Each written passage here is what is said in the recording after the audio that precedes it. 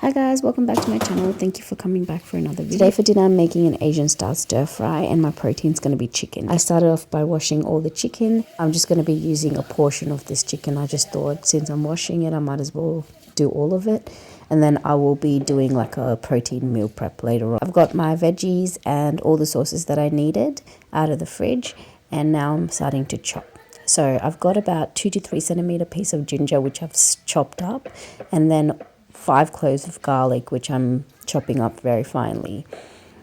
I'm using 1 carrot, 1 zucchini and a whole red capsicum. I'm adding 4 chilies just to add some heat to the dish, and this is mainly for my husband and I. My plan is to cook the chicken separately and just serve it with some plain rice for the kids. And for my husband and I, I'll just add the chicken into the sauce that I'm making and serve it with rice. Just earlier I was thinly slicing the chicken, and now I'm just going to marinate the chicken and set it aside until I'm ready to cook it. This is a fairly simple recipe and doesn't take too long as you've got everything chopped up prior. I did wash my hands before I closed this container if anyone's wondering. Now it's time to get the sauce done. To a bowl, add oyster sauce, soy sauce, sesame oil, Chinese wine, some corn flour and some water.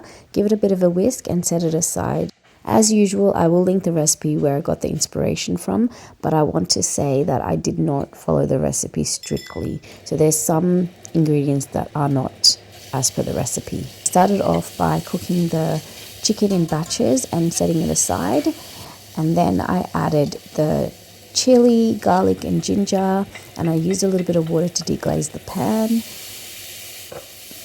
Now I'm adding the veggies, so the ones that take longer to cook first. I added the zucchini and cooked it for about 3 minutes on a high heat. Before I started cooking, I made some jasmine rice in the rice cooker and it's going at the moment.